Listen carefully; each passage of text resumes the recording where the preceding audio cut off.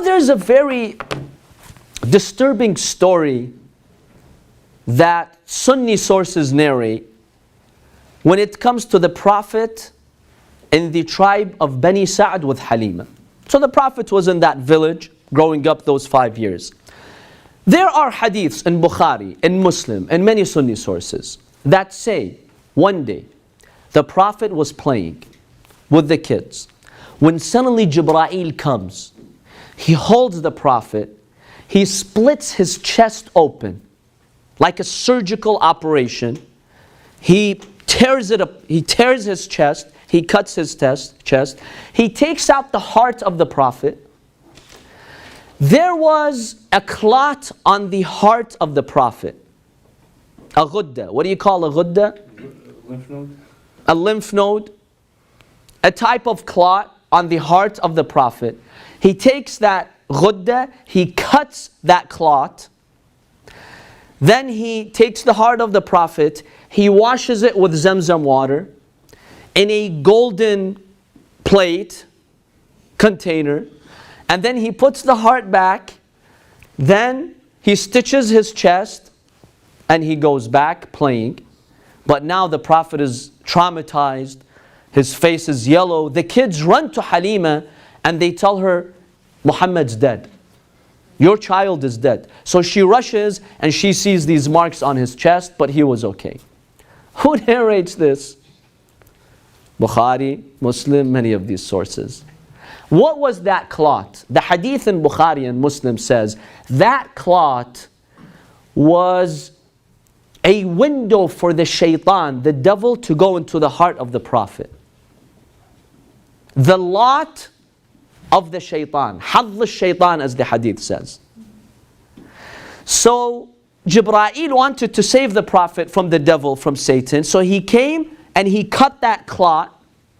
And that's how he saved the Prophet from the impact of the shaitan. So before this clot, shaitan would come in and out and enter the Prophet's heart as he wished.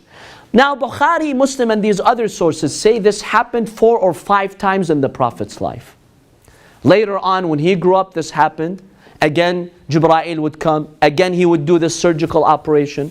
SubhanAllah, no other messenger of God had to go through this.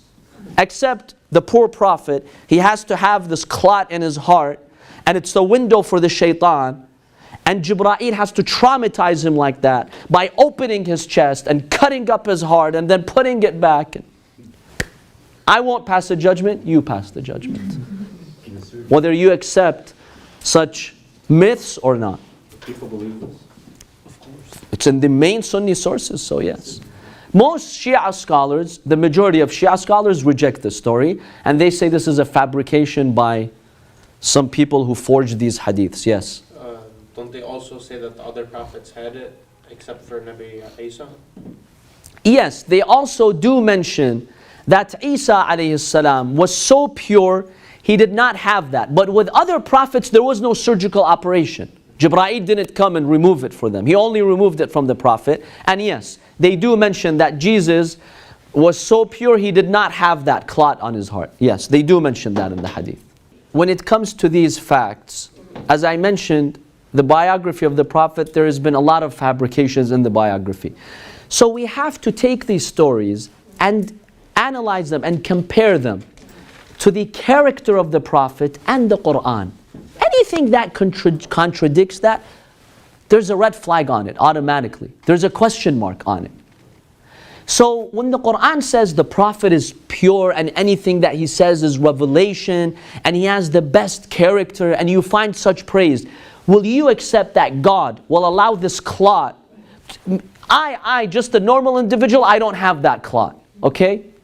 The Prophet is going to have it? It just doesn't make sense. And number 2, is guidance and evil has to do with physical clots? If the shaitan is whispering to somebody, you cut his body part, you do a surgical operation. Since when does a surgical operation make you good or bad? Save you or not save your religion? It's nonsense.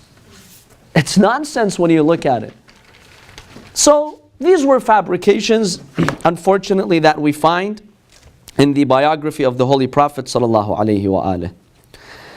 So the Quran is very clear that the true servants of God, the shaitan has no authority. Inna ibadi laysa laka alayhim sultan. Allah clearly tells the devil, my true servants, you have no access to them. But haram, the Rasul, the shaitan did have access to him. But Jibreel had to do these surgical operations 4 or 5 times to save the Prophet. So, Sayyid, basically what they're saying is that he's not like pure, he's not like, like infallible as a prophet. Yes, they don't fully believe in his full infallibility and full purity. They do believe he was pure, but not as pure as we, the followers of Ahlul Bayt, say. But then how does that make sense if he's like a prophet? Though that's not going to make sense. Why would God choose a prophet? Exactly. Why would God choose a boy like that who has this? Read Muslim and I mean, if you read like page by page, that page contradicted that page, and you if Exactly. you really go through it. There are contradictions. There are many contradictions in these books.